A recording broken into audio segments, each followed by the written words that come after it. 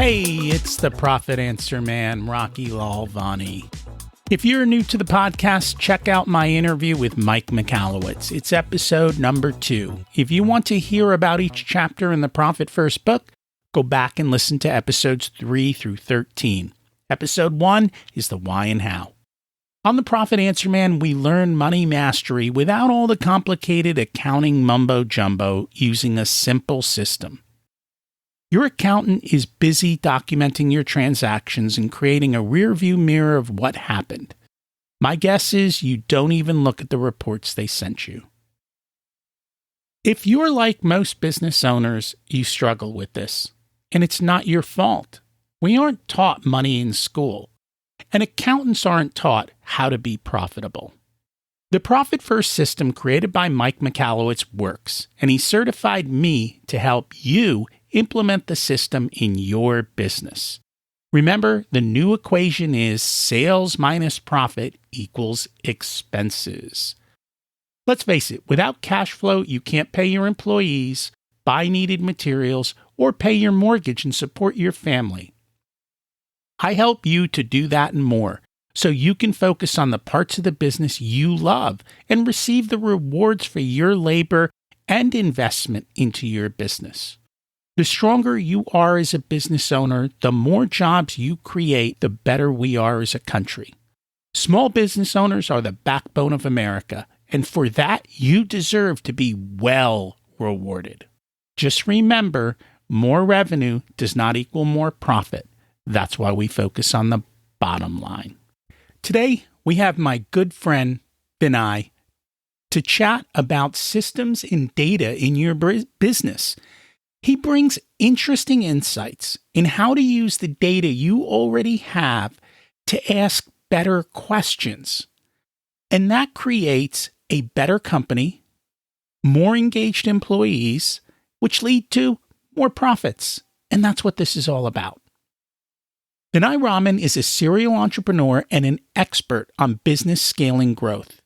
He founded Carmo in 2013 to help business leaders increase employee retention, maximize employee productivity and morale, and to make better decisions faster. His mission is to help businesses build the culture they want using data to help them identify blind spots and everything that holds them back from success. He also founded Business Blind Spots Exposed. It's a podcast to help business leaders to see the blind spots and how to punch it through. He's been able to host the podcast and speak with different kinds of international guests from business leaders, business coaches, trainers, mentors, managers, and more. I love talking with data and to systems people. And Vinay has created a system that pulls your data out and gives you that information. Let's meet him. Welcome to the Profit Answer Man, Vinay Raman. It's great to have you here today. Hey there, Rocky. It's nice to join you. Thanks for having me on. So can you share a little bit with the audience about what your business is and how you help your clients? Sure. I might start with a little bit of a quick journey. And that is for me, that oftentimes when I was running a company, there's the stuff that I knew, there's the stuff that I know I didn't know, but there's all the stuff I had no idea about whatsoever. And that's the stuff that could come and hurt me or kind of blindside me, if you will. The blind spot. So what we do as a company is we take the existing data that a company has and we start to show them the stories that are emerging in their company. So we start to show that these two numbers don't add up, or what you're expecting, that's not what's actually happening. Because the more you understand the truth in the story that's happening in your company, the more powerful that company is in getting where it wants to go. Does that make some sense? It does, because I'm one of those people who, when I look at a spreadsheet or I look at tax return, I don't see numbers, I see stories. Yeah. And then I start asking questions. How did this occur? Why did this occur? And then I start digging to find the answers for that. I didn't realize that wasn't normal in the sense that most people don't do that. Yet we should all do that, but they don't. Most people accept it for what it's at. And there are a lot of, and I'll be honest, because I bust on accountants for this, in the sense that your accountant does your tax return, you give them all these numbers, they deliver a result to you. You never ask them how you got to that number. You never look to see what the backstory was, what they included or didn't include. And all they want to deliver to you is good news. So they don't even want to tell you, hey, half those things you told me to deduct are not deductible because the IRS doesn't allow it, right? They don't want to have these deeper conversations. Now, some of them are very good and they do that, but most of them these days are so busy they don't have the time to have those types of conversations, unfortunately. So this is really interesting because the way I talk about it, we talk about empathizing the data, right? Understanding the true why behind the data. A quote that I use a lot internally, I've believed in for a long time, is the greatest leaders are always looking for the stories that are emerging in their companies and use the data to support that the story is actually happening, right? So the analogy I give people is Shakespeare has written, this fantastic book, this fantastic story called Romeo and Juliet. But if you think of the story and the text as the data, if you have the words in the wrong order in the wrong chapters, that story makes absolutely no sense. It is no longer a classic. It's just a bunch of junk. So if the story is not understood first and the words are not in the right order to support the story, you got no story. You actually have no idea what's going on. So I talk about something similar. So I talk about a recipe. I say, if you're going to bake a cake, there's a recipe. Well, what if you started by putting the frosting in the pan, and then you put the egg in, but you didn't beat it, you threw some flour, and then you baked it, and then you took it out and you tried to mix it? What would you have? A disaster. You had all the right ingredients, but putting it together in the wrong order, you end up with a mess. And for many business owners, I think the biggest thing they struggle with is, what order do I run my business in? What are the right steps to doing things appropriately? And how do you know that? You have the data to support it. Too often, most business owners are running by their gut. And when we start looking at their gut feelings and I start comparing it to their P&L, well, they don't always match. And when I dig into their P&L and I go, hey, what's this $7,000 for phone services 2 months ago? They're like, we have no idea. And it's usually something is miscategorized or it's in the wrong place or they forgot they did something. And what's really interesting about this, or at least let me talk from a personal point of view. So my background is in artificial intelligence, machine learning. So from a technology point of view, understanding data, I think I can check that box, right? I get that stuff. But I used to think it was an aptitude issue, right? Oh, I just don't understand what's happening here. I can get smarter. Then I realized it's actually not about aptitude whatsoever, right? It's about what I like to do and what I'm good at. And I ought to focus on the stuff that I'm really good at instead of having someone like you who kind of looks at those numbers and then, they're just the numbers and the stories just start to emerge for you. When I'm just sitting there looking at this stuff and I'm like, I have no clue what's actually happening here.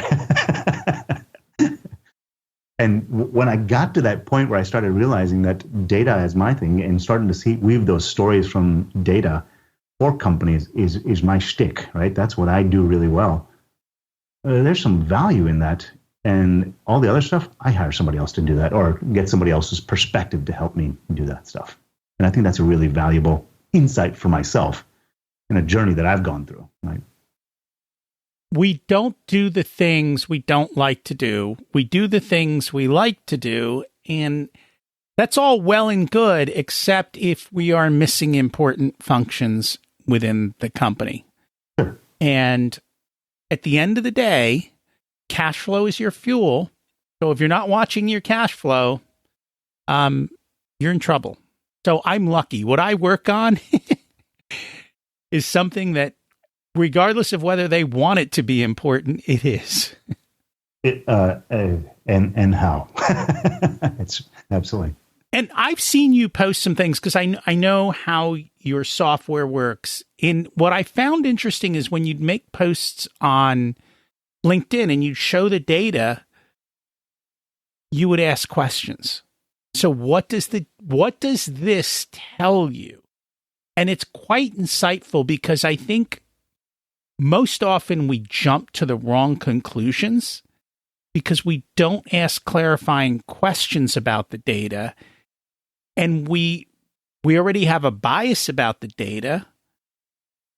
And so I think it's important to really take that step back. And that's what I really appreciated about the way that you looked at data. Well, I appreciate you saying that. Thank you.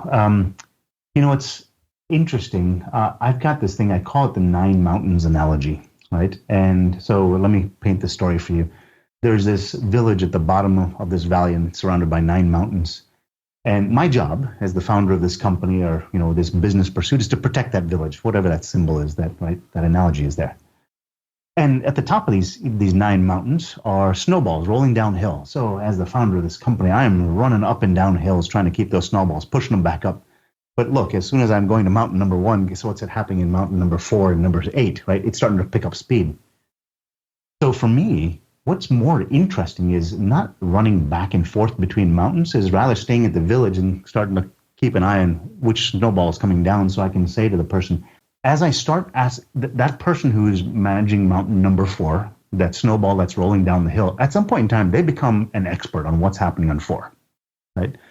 What they see and their expertise in understanding the crags and the crevices and the hills and the slope and all that kind of stuff and the type of snow, all that detail, they become an expert. And what they tell me is more valuable than the level 3 knowledge that I had of it. Does that make some sense there? It does. Yes, because you're not in their business. They understand their business better than you. Yeah. And that is true. So usually when I look at businesses, I know that there are usually certain problems. Yep. I don't know what caused the problem, but I can tell that they have a certain problem based on the data. Yeah. I'm sure you can tell that they have a problem based on the data. You just don't know what caused it. Is that what you meant to say, or? Well, yeah, that part of that, and also kind of bringing in sort of the deputies to help me understand it, right? So even personally as myself, as a business owner and a leader of a company, but then also for the outside, right? I mean, those mountains could be finance, it could be operations, it could be sales, right? They're all different things that I have people that now are starting to tell me as the experts, right? And I've stopped using the word good and bad because they're so binary, right? I know what's good, I know what's bad. There's a lot of room for error there. So I talk in terms of effective and ineffective, right? Like we've got some data from a company. We looked at an employee and we saw over the course of 2 weeks that there were 17 stops at a particular location. So we said, all right, let's take a look at the latitude and longitude of where they're stopping. Same exact address. Oh, wow, they're making a lot of stops here. Must be a multifamily home that they're doing services for. We went and looked at the latitude and longitude. It's a single family home, all on, a quarter of an acre or larger. Well, that doesn't make any sense. They're making 17 visits to provide service to them. And we looked at how much time was spent there. Well, there's a lot of travel time to and from. Well, gosh, there's a story emerging here already. And we're starting to see that they spent 410 minutes over the course of a month going to this place when it could have just been a 30-minute trip. And we saw how much time they spent there, which is another 400 minutes. So we're talking over the course of a month, almost 900 minutes was spent at that location. So we started chuckling internally. We said, I wonder if that employee's got a boyfriend there or a girlfriend or something else, right? Something's happening here, but there's no way to get to that level of detail. And it might be just because that employee just doesn't know what else to do. There's not enough work for them. They don't know how to ask, right? It's not about them doing bad, but it's an ineffective behavior. And by asking the question, all of a sudden the employee says, yeah, can you give me more work? You're like, well, I wish you just asked me, right? But that's the kind of stuff that's emerging in a company that they may never know. And by having the right people in the right places, they can tell you that kind of stuff. How does that sit with you in terms of what I'm saying there? You would hope your employees would say, hey, can you give me more work? But again, that is kind of what is out there. What we see more often in the thing that we like to track, especially on the construction side, is when they have to go back after a project to fix something. Yeah. So your callback budget is massive. And so in this case, like I look at that event and I'm like, that's a callback issue to me. Was this a client, and why are they constantly having to go back to that client? It means that we didn't do something right to begin with. So there's a remediation company that we did some work for, and they wanted to actually be, for insurance purposes, they need to be able to build an insurance company. So they put out a budget, going to do 1,000 hours of work on this commercial property to get it back. Well, that's their best estimate, right? But they're not taking into account the amount of time that the owner of the company or the principal has gone out there, or the project manager, and all the different crews that they have coming in.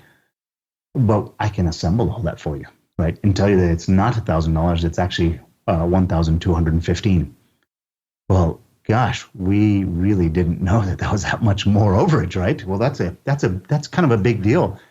And while it's a huge customer that they have landed, they got, $1.5 million to do that renovation remediation project. That margin wasn't actually as strong as they thought it was, right? No, and that's one of the first things that we do with all our clients, regardless of the type of client. We look at the service they provide, and we figure out all the time and inputs that go into that. And especially like as you're talking about when you're in renovation construction, hey, you said it was going to take X amount of time. How much time did it actually take? And you said the materials were going to cost Y. What did the materials cost? Well, guess what happened in 2020? The cost of lumber skyrocketed. And if builders weren't paying attention, I've heard stories of builders going to closings with a check in their hand for the shortage that they had to pay. So they actually lost, they built a house and they actually had to pay to deliver it. Wow. And you've got to understand your costs. You've got to know your time, and you have to be able to keep track of that all. And all of these things are important. And even if you're off by 10%, like in that particular case, they were off by about 20%? Yeah, that's right. That's a big number because most businesses don't have a 20% margin. That's right. So you can't afford to be off by a couple of percentage points. And there's a ripple effect, right? And it's on the soft side too, right? Think about scheduling those crews. I mean, one of the hardest things to do is get good crews, right? To do your good employees, good crews. And if you're not keeping them busy all the time, they're looking for something else to do. Now, the overage on this for another 215 hours, there's a ripple effect on it because there's another job somewhere else that's waiting to get done, and it's a distraction from those jobs getting done, right? So now all of a sudden the ripple effect flows downstream, and that's even harder to quantify, right? The fact that we were 20% over budget on this particular project actually hurt the fact that that project got started 2.5 weeks late, right? Yeah, and being able to see that and move that stuff. Well, and clients may cancel because of that too. So you lose business. That's right. That's right. So that is. The other thing is, and I know from some of the insights you get, is it allows you to see if management is maybe making poor choices with certain employees. We all have biases. Yeah. And so if you notice an employee has, in your case, you deal with a lot of service-based companies. So they've got trucks on the road constantly.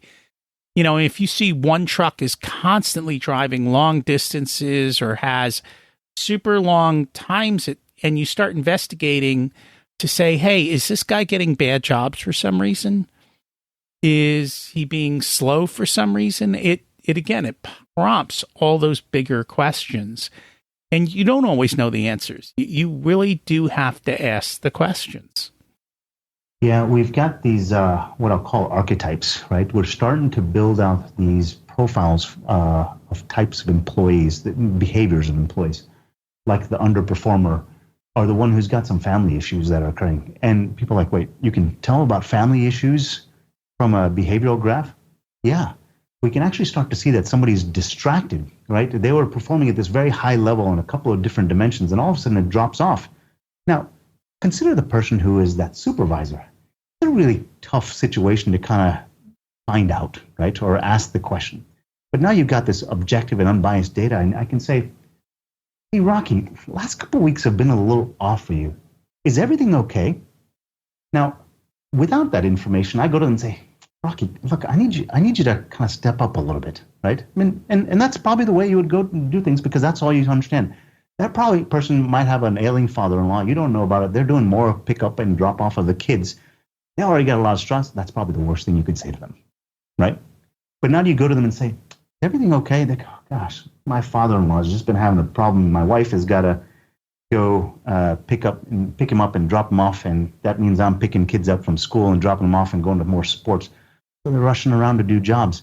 The fact that you just asked meant you got an employee who stays in for another 5 years, right? Gosh, makes all the difference in the world, right? And today, employee retention, especially in the trades, is difficult. I'm hearing not signing bonuses, wages are skyrocketing, and so being able to do that and treat your people better is important. Did you ever hear the story about the guy? His teenage daughter got this coupon from Target for some like prenatal vitamins. Got mad at Target, screamed and yelled at them. How dare you send this to a 17-year-old?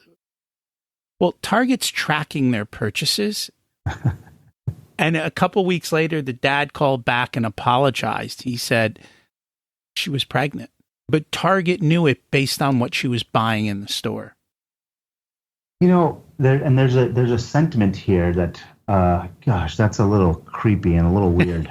Right? You're tracked. Everything is tracked, right? Yeah, I mean, the thing is, we always come into companies when they already have the data anyway.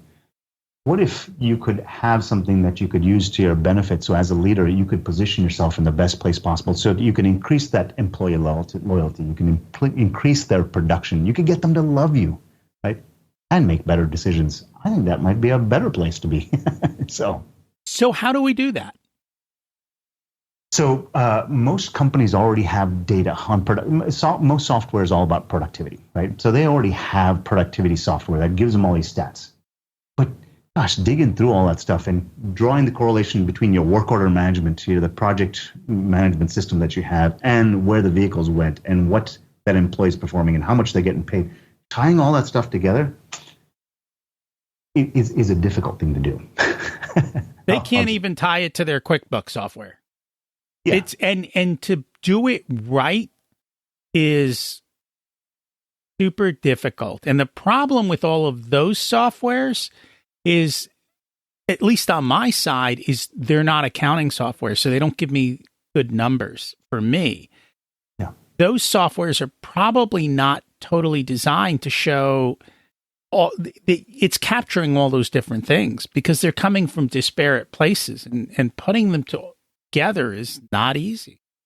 So let me give you a perfect example of that. So pest control company we work with, I think I may have mentioned this in the past, right? They've got a work order management system which tells them all the jobs, supposed to do 10 visits today, right? Then they've got a GPS or a telematics system that tells them where the vehicles went. The vehicle says they made 18 stops on average. The work order management system says 14 stops on average. Well, wait, hold on a second. It says 14 over here and 18 over here. What's the delta, right? Why is there 4 stops difference? Well, look, 2 bathroom breaks, lunch. Okay, maybe another stop along the way to pick up a soda or something like that, or a Gatorade because it's hot outside. But once you start seeing that being 7, 8, 9, 10, there's a question to be asked, right? But you're right, being able to draw the insights between the systems, I mean, that's kind of what we do as a company, right? We've built these standard set of KPIs and comparators so we can start seeing a set of lenses saying, there's a story that to be investigated here. We can ask some more questions and we can start to tease out what that actual story is for them so they can see it emerging in the company. Have you ever found situations where the story comes back to the vehicle that went out wasn't properly loaded with the needed materials, and there's not good systems in place so that the employees got to run back and forth to somewhere to pick up stuff to finish jobs because you don't have the good systems in place up front to say, you're going to go do these jobs. This is probably what you need to take with you. I'd like to invite everyone to kind of hear some of the way we think about this, right? So everyone is familiar with this term KPIs, key performance indicators, right? Those are individual units of measurable performance. We're building right now all of these things called KBIs, key behavioral indicators. So let's put a couple of different KPIs from different systems together to find out what is the behavior, and are they behaving in a way that leads to the outcomes you want. The next level is what I call KCIs, key culture indicators. Is marketing working with sales? Is sales working with operations? And operations working with finance, right? Because they're not checking the job done until 4 days later after the place has actually been visited. Finance is saying, guys, we keep telling our employees, but they're saying they don't remember this. That's because it's 45 days late because the employee never marked the job done. So to your point, what we're starting to do is we're starting to find interdepartmental dependencies that are starting to show up, like stuff not being on a vehicle, right? Not enough fittings on that plumbing vehicle, not enough conduit on that electrical truck, that kind of stuff. It's slick how this stuff starts starts emerging. You start seeing where the bottlenecks are, and where operations is been saying for a long time to sales, hey, you need to get us more customers in this area, and sales is like, we're getting you more customers. Yeah, but not on the zip code that I really need it because my route is too disparate. Get them right here. And then sales goes to marketing and says, guys, I want to send more Valpak mailers there, or whatever else it is, right? And that's interesting. Yeah, because in the service industry, drive time is downtime. Yeah, and right. If you can't get tight to a zone, that is one of the things that you have to look at. And so that's one of the things your software helps them to understand is how good are we actually doing at mapping this stuff out? How good are we? And I don't know how good some of these softwares are at creating the proper routes for people. I guess it all depends on how well programmed it is. Yeah, and how many dimensions you're taking a look at. Actually, there's one thing that just came up to me, and I think this will probably resonate with you, right? So revenue per mile, right? If a company's starting a new branch, they're starting a new location, they're going to look at revenue per mile, and how do I route that stuff? But if they've got a profitability target that they have, right, how much do I charge my customer for that, right? Now, if I've got to drive an extra 15 miles because I know I want to start this new area, right? I've set up a new branch. How do I price that out so that I know that it's profitable for me as a company? Well, what did I use at the last location? I charge them $100 an hour. Yeah, but this one I haven't set up the new branch yet. So I'm driving an extra 15 miles to get there. Well, that actually adds some cost. So I've lost a lot of profitability, right? Well, where do I put that hub, right? So what is route density? What is revenue density? What is clustering? All that stuff starts to show up that we can start seeing, hey, this is a rural route, or maybe it's time for a new location, right? So pricing is something that I suspect for you resonates a lot. How do you price this stuff? You're pricing this too low, and it's tough to come up with a justification because that feels right. And that's what most people do. Right? They go, that feels right. That's what I think I can get. That's just a multiple of X. And that doesn't always work out. You have to make sure you... Sorry, go ahead. You have to make sure you have the right numbers, the right inputs. And being able to talk to your customers like that, saying, hey, look, I do this, but you're 15 miles out from me. How about this? I'll do a solid with you if you help me out. Refer me to 2 or 3 customers, and I want to come and service you, but now I get a chance to do it. All of a sudden, they get some equity in the game too, right? Well, that's the fantastic way to grow. It is, especially if well, and that goes back to marketing and sales, right? If you know that you're going to zone X, Yeah. how do we get the other people? There are people who will do that. They'll just, it's probably harder to do today, and actually, I think I've seen it every so often. We'll get maybe a flyer in the mailbox or somebody says, hey, we're in your area doing somebody's driveway. Would you like your driveway done? We're offering 10% off today because we're already there.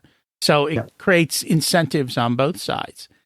And if you know what that revenue per mile is and what that revenue density you want to try to achieve as a target because you have it somewhere else, now you know how much you can put into that offer, right? Say the first person to respond back will get $5,000 off that driveway. It might be a $12,000 driveway job, right? Is what it is. Or maybe it's $1,500 or $3,000, whatever the case is. But if you get 4 people off that, giving $1,500 might be well worth it, right? Because you just built that credibility and exact the price point that you needed, right? That's true. And now big companies do this all the time. I mean, McDonald's knows exactly where to put their store locations. They know based on density, traffic, they're reading all the data. But for the little guy, I think it becomes overwhelming. So what's the little guy supposed to do? Yeah, that's exactly, that's actually what's really interesting here is that we're trying to build, so my background, I worked for Department of Defense and Homeland Security and some really large, massive enterprises. And you're right, they had 15 MBAs sitting in a room crunching all this data to come up with what is the right, how much do we charge per minute per employee? They've got all that stuff. But the enterprise that's got 20 people, gosh, you know what your business is. You've probably got some steady cash flow as a company, right? You know you want to tune, but growth is a tough thing to gauge, right?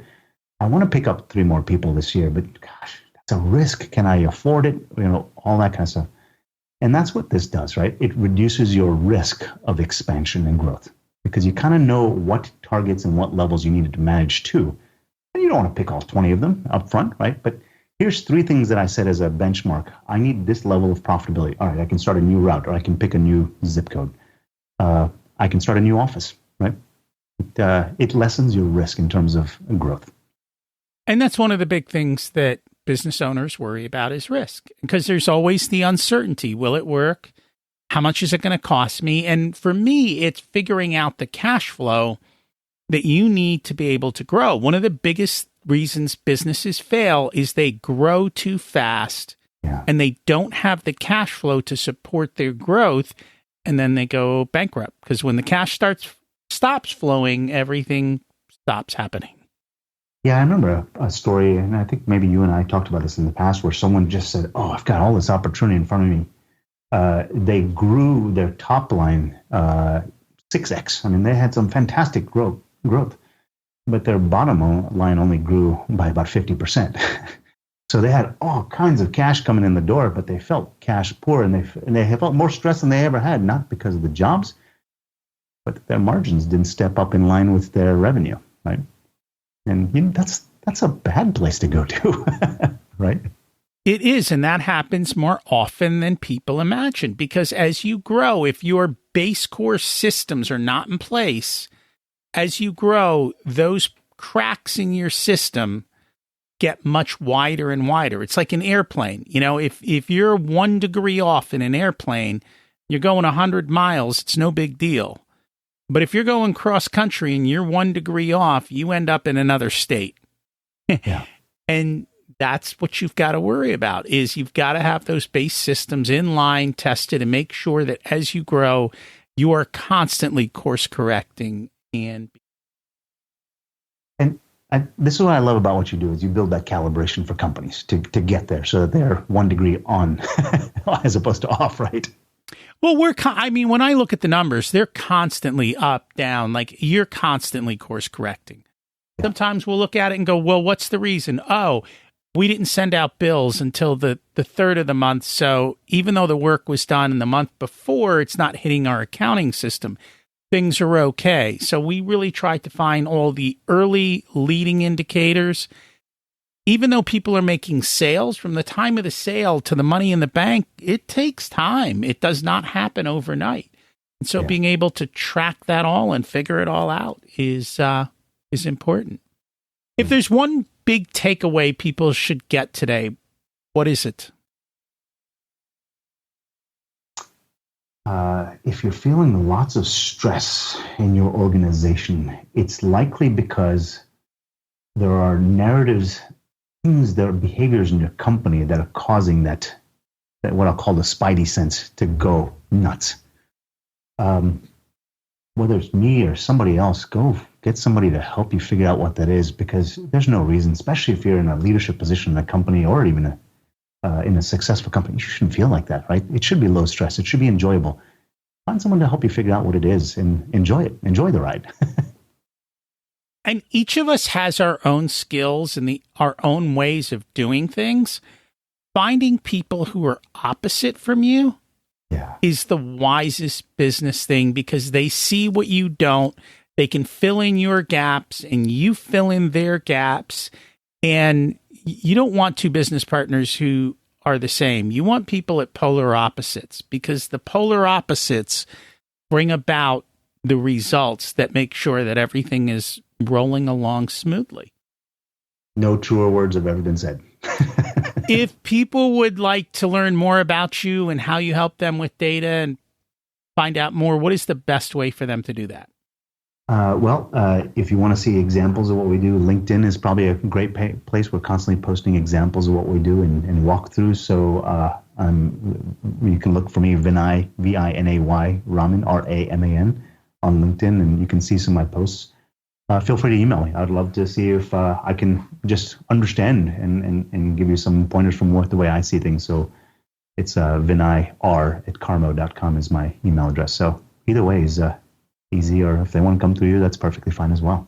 So, and our website, I should probably mention our website, carmo.com, CAARMO.com. And we actually also have a podcast where people can listen to us talk to these things as well. And I'll put that all in the show notes to make it easy for people to find you. Thank you so much for joining us today. Thanks, Rocky. I appreciate you having me. I have to say, I'm always amazed that there are companies out there that collect a massive amount of data and then don't look at it. Data is useless if you don't take the time to look at it and then ask questions. Data just shows you what's going on. It doesn't tell you. So you've got to take that important next step of asking questions. Why did this occur? And how do I make it not occur or occur more often, or whatever it is that you're looking for from an outcome? So I hope you found today useful. I know that I did. Remember, you don't need more resources. You need to be more resourceful. We focus on the bottom line. If you want a done-for-you service, you can have me as your Chief Profitability Officer, because you have your zone of genius and want to spend your time doing what you love. I only work with a handful of clients, so they get my full attention. I work with business owners who have or are growing to $500,000 to $5 million in revenue. You can use the scheduling link in the show notes to get on my calendar for a good fit conversation to see if I'm the right person to support you and how I can help you. If you want to learn about living the life of your dreams, check out my other podcast, Richer Soul. As we close out, let's repeat the mantra. Revenue is vanity. Profit is sanity, and cash is king. Have an abundant and profitable week.